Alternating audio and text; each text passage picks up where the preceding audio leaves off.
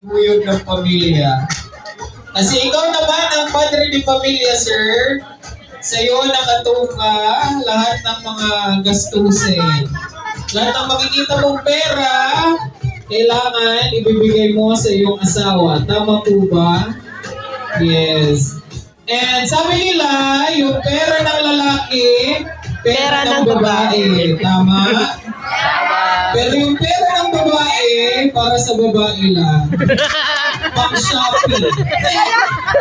Sige, hala. Papistak nagpabarya ka naman ka muna. Sige, sir. Pulutin mo lahat. Dapat walang maiiwan. Wala ba? Hindi yung nilalabog pa? Nilalabog na ninyo.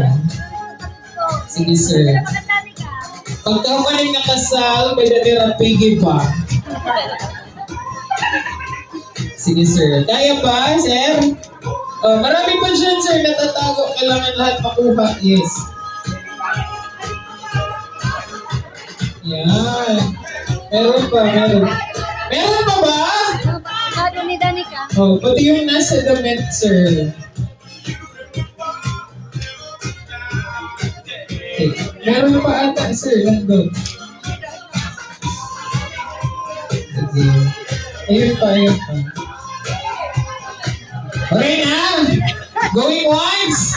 Going Ano twice. na nila pa rin, ha? Bakit na namin nun para sa hing? Asya na. Ikaw, meron yung kita mother.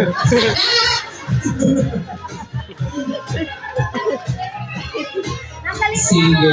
This time naman, sir, kailangan daw para hindi lumabas yung swerte, yung magkabilang dulo ng tela, kailangan mo itali.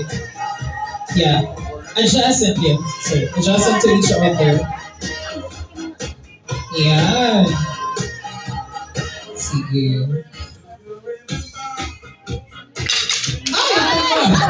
May dapat din. Isa na pumalas pa kami mo. Ano na misa? May nagpa. So, Ano na tulutin. misa? Yan, kasi ikaw yung padre ni pamilya, ibigay mo sa ilaw ng tahanan.